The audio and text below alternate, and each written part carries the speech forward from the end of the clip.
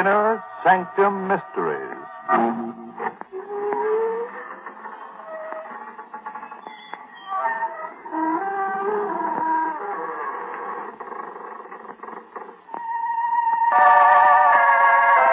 Good evening, friends of the Creaking Door. This is your host to welcome you again into the Inner Sanctum. Come in. Come on in. No, please don't stand on ceremony. We're all informal here. No ties, no collars. In some cases, no heads. Well, that doesn't mean we're complete bores, though. We study our Emily ghost faithfully. You wouldn't catch one of us eating his peas with a knife. Oh, no. We've been caught with knives before. Sowing, you might say, our wild throats.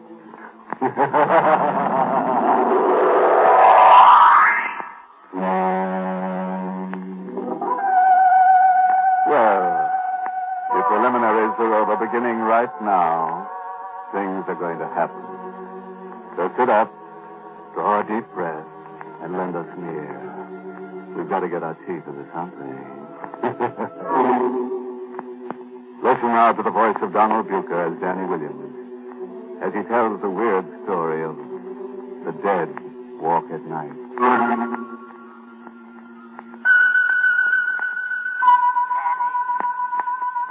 Where are you? Danny! Danny! There it is again. My uncle calling to me, just as he used to when I was a boy. My blind uncle tapping his cane and calling. Danny, where are you? He's dead. I wish I could join him. I've tried to 1,000 times, but they've always prevented me. Danny! Tap it. Tap it. Tap it. It goes on incessantly.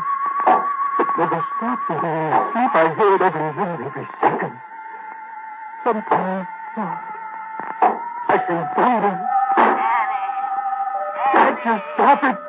Can't you give me 1 minute's peace? Why don't you stop it, you blind old fool? Leave me alone! Haven't you done enough? Leave me alone!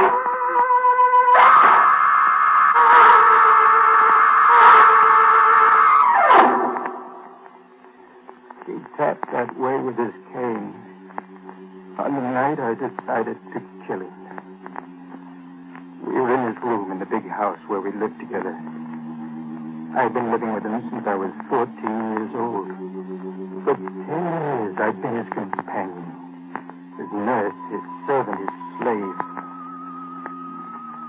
On the night I was going to kill him, I slipped a length of strong cord into my dinner jacket. He was totally blind, had been for 30 years. Yet, strangely enough, he could see. He could see with his uncanny, highly developed sense of hearing. And with that cane of his, that cane was everlastingly tapping. The wind's blowing up tonight. It'll be getting cold soon. Yes, Dan, all the servants gone? this is a night off. You going out again tonight? Yes? With Martha? Yes, with Martha. Can you pour me some brandy? Yes, Morgan.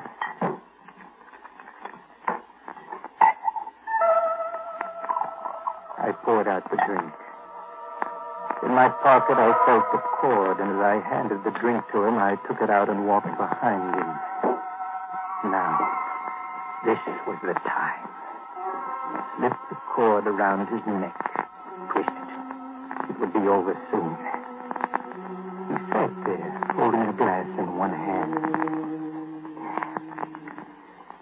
Very good brandy, this. I raised the cord over his head. All I had to do was drop it over his neck. Why are you standing behind me? What? Oh, how did you know? I heard you walk there. Why, Danny? I just wanted to look out of the window. One quick move, it would be over. But I didn't want to kill him, so I suddenly... I'd make a clean breast of it and give him a chance. Well, Dan, How long are you going to stand there? Morgan, there's something I want to speak to you about. Well, what is it, my boy? I want to marry Martha. I thought that was on your mind. But I need $10,000, Morgan. Will you give it to me? What are you laughing at? You. I was just waiting to see how much you'd ask for. You lied your way in pretty deeply this time, didn't you, Danny? What are you talking about? I saw what was coming. While you were in town. We had a very interesting little talk. Did you? She told me that her father's worried about her marrying a fortune hunter. Seems he's a very wealthy man. Yes, that's right. And it seems that he won't give Martha any money when she marries unless her husband is a man of some means himself. It also seems that you lied to her. You told her you're wealthy. Why? Did you tell her the truth? No. You always were an incorrigible liar. Morgan, she got the impression that I had some money because I lived in this house. And now you have to live up to that impression so you can marry her. But you'll give me the money, won't you? Why'd you lie to her? And I did it without thinking. I wanted to tell her the truth, but I couldn't. I was afraid that if she found out that I'd lied, she'd hate me. Morgan, are you going to give me the money? Danny, I'm very fond of you. I took you in to live with me when you were a poor, penniless gutter snipe. I educated and taught you to live like a gentleman. I even named you sole beneficiary of my estate. But that's why I'm asking you for the money now. If you're going to leave me all of it, why don't you give me a little of it now? Because I don't want you to marry Martha. Why not? I don't think she's the girl for you. You stupid, blind old fool. And Martha's the finest girl I ever met. I won't have you talking about her like this. you won't have a penny of my money to marry her. You're doing this because you want me to stay with you. Now, what are you talking about? From the very first day I came here, it's been Danny do this, Danny do that. Danny, read to me. Danny, pour me some brandy. You've made me a servant and a slave. How can you talk this way after all I've done for you? Done for me? Did you ever teach me to work? Did you ever teach me to do anything except live in luxury when I didn't have a penny to my name? You made me someone who's of no earthly good to anything or anyone except you. Well, what are you going to do about it? Leave? No. I'm not going to leave, Morgan. You are. What do you mean? I'm going to kill you. Don't be ridiculous, my boy. You'd probably make a bungling mess of it. I don't think so. You see, I planned it very carefully. Danny, if you think you can frighten me into giving you that money, you're quite mistaken. I don't intend to frighten you. I intend to murder you. You're not serious. Yes, I am, Morgan. Danny, you got up, I heard you. Yes. Now, don't lose your head. Perhaps we can come to some agreement. It's too late for that. Don't think you can stall me and then turn me over to the police. Danny, where are you? You'll know in a minute, Morgan. When you feel something on your neck. No. Let go of me. It'll be over in a minute. Let go of me, you idiot. Let go. Not now, Morgan. All right, Danny. I'll admit it. I wanted you to stay with me. I'm blind, old, alone, but I'll let you go. I'll give you the money you want, only don't kill me. It's too late now. I know you, and I don't trust your promises. I'll give you anything you want. You hear anything? Now, please, Dad. No, Morgan. Oh, if I could only see. If I could only I'm going to be merciful, Morgan. It'll only take a few seconds, and this sword will crush the life out of you.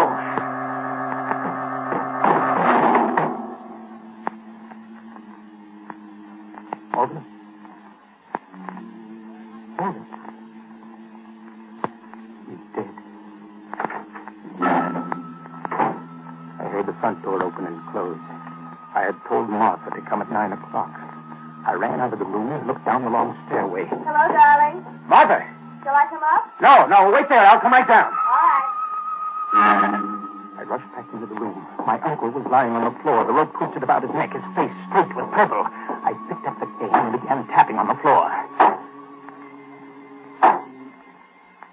Then I placed the cane near to him. I went back to the door again and called, "Good night, Morgan."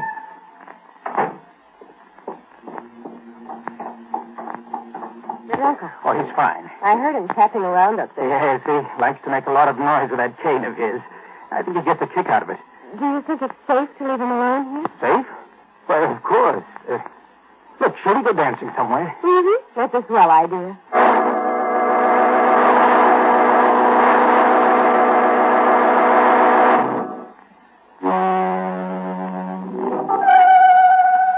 Well, friends, do you think Uncle Morgan will stay dead?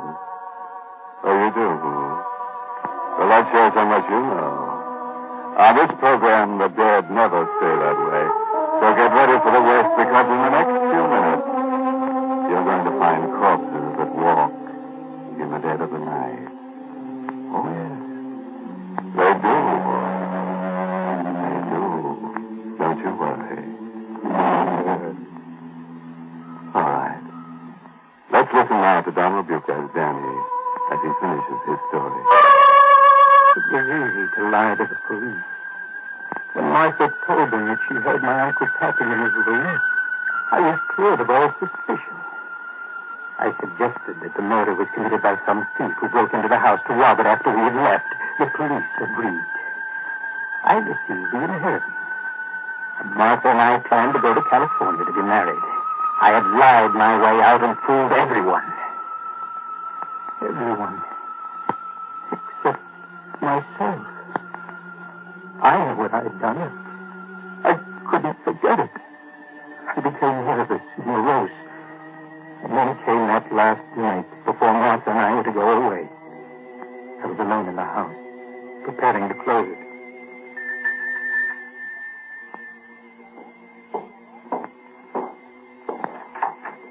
Hello, Dan. Martha. Well, it's so late I didn't expect you. I know, darling, but I was afraid to leave you alone in this huge old house. I decided to come over. Well, that's very sweet of you, darling, but there's nothing to worry about. You can't fool me. I've noticed how you're behaving these last few days. Have you? Ever since your poor uncle was killed, you haven't been quite yourself. Well, I suppose I have been a little upset. I'm glad you came, darling. Look, I can put you in the guest room next to my uncle's old room. That's the only one beside my own that hasn't been dismantled yet. Come on. I'll show you the way. All right. When we get to California and we're married, you'll forget all this. I hope so. What was that? I didn't hear anything. I thought I heard a noise.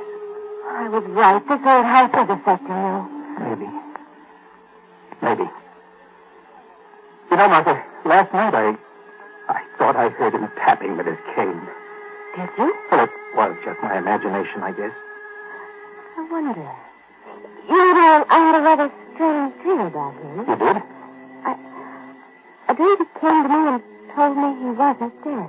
Well, that's a crazy idea. Isn't it? But just suppose he wasn't dead. Well, that's impossible. I saw him dead with the rope around his neck. Did you? That's funny. I went with you to the morgue and I didn't see the rope. The police had removed it. Oh, yes. Yes, of course they had. But I saw those welts. It didn't take much imagination to see the rope. Oh, my poor Danny. I'm afraid this has affected you more than you realize. Here's your room, Martha. Danny, you've been kind of cold and distant lately. You do love me, don't you, darling? Of course, Martha. There. Good night, Dan. Good night.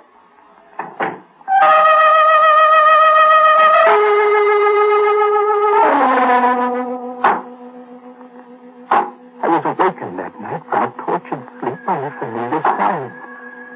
The sound of my uncle's cane, tapping in his heels at me. At first I thought I was dreaming, but then I heard it again. It seemed to be coming closer, to be taking a familiar course.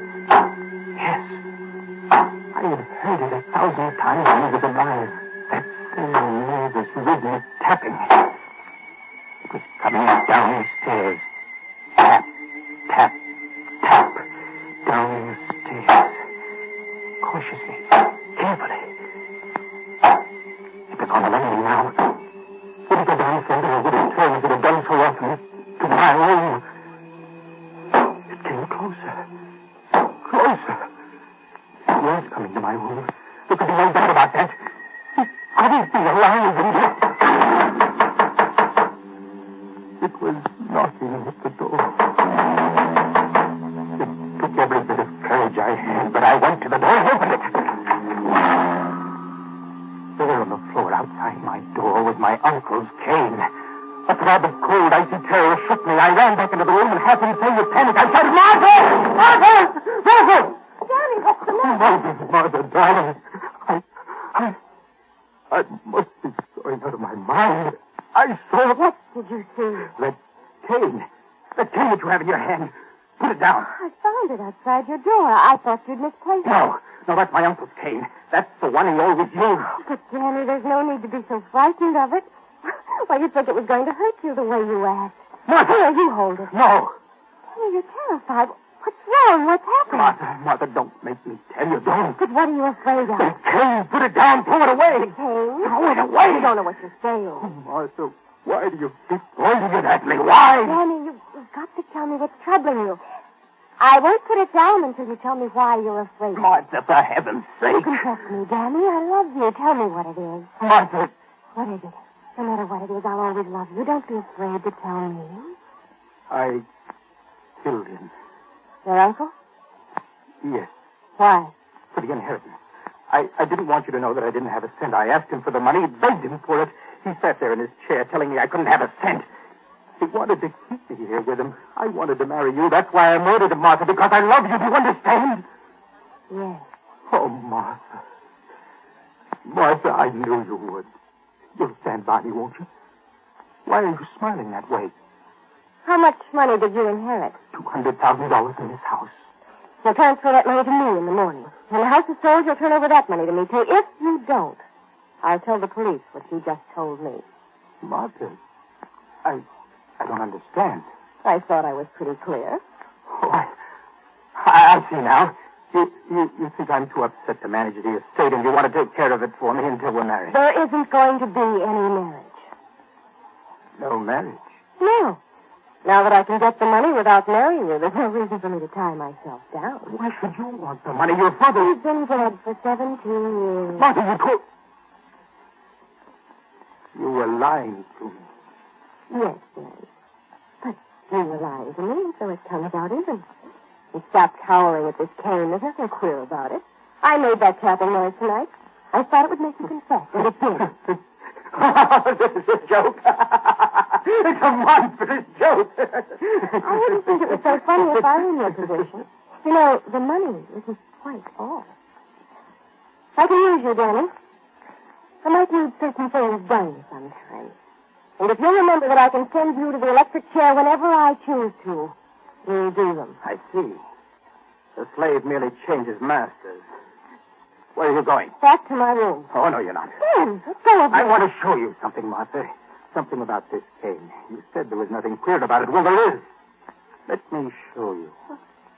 You didn't know, did you, that if you press a button in the handle, the outer covering slips off, and you have a sword in your hand. A sword? Yes. Look. Yeah. See? It's a sharp sword, forged in Italy during the Renaissance to be used by men with less conscience than I about murder. Dan, what are you going to do? I think you know. No, Dan, you can't. Did you think I would give you that money after I murdered a man to get it? I'll let you keep the money. You think I believe you? I know liars. I won't tell the police. I swear I won't. I'll do anything you say. I'll marry you. You think I'd marry you after I found out that your love was a lie? Do you think I'd let you live when I know you have a secret that can enslave me? No, Dan. Take that sword away. Don't do it. I love you. Liar. Dan, don't. Please. I beg you. I'll do anything you say. Don't.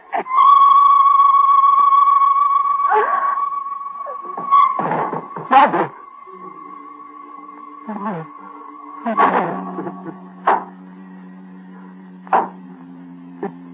It was then that I first began hearing it in my mind.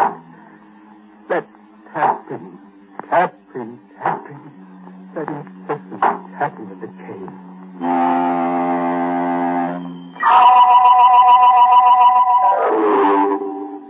When the police came, I told them everything. They asked only one question. When did you hear this tapping in your mind? After I killed him. Well, you'll be all right after a good doctor treats you. Perhaps. Meanwhile, we'll do everything we can to find the person who killed your uncle and your sweetheart. I think it's the same man. He's probably some thief who thought he'd try a second time. But I just told you, I'm the person you want. Now, Danny, you don't think I believe that story for a minute, do you? You don't believe it? After the way I saw you cry when your uncle died? And you can't make me believe that sweet girl did the things you said. I know something about human nature, my boy. No, Danny, the shock of finding your sweetheart murdered so soon after your uncle's murder was too much for you. This whole confession was a lie.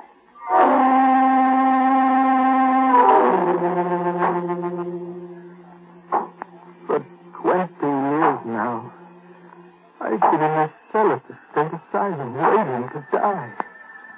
I who told the truth because I wanted to die. For 20 years, I've been hearing that tapping day and night every second. For 20 years, I've been hearing my blind uncle call me as he used to when I was a boy. Dan, where are you? Why don't you come to me, Dan?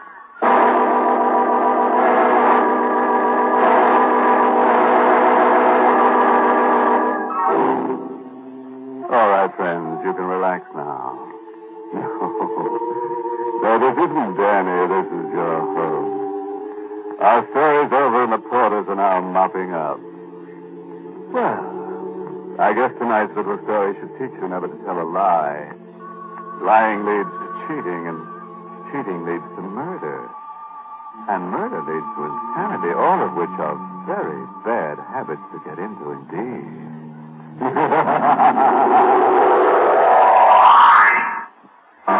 Well, friends, it's time once again to close that creaking door. Until next week at the same time, when we'll be back with a little hunk of horror. You'll be sure to listen, won't you? Until next week, then. Good night. Pleasant dreams.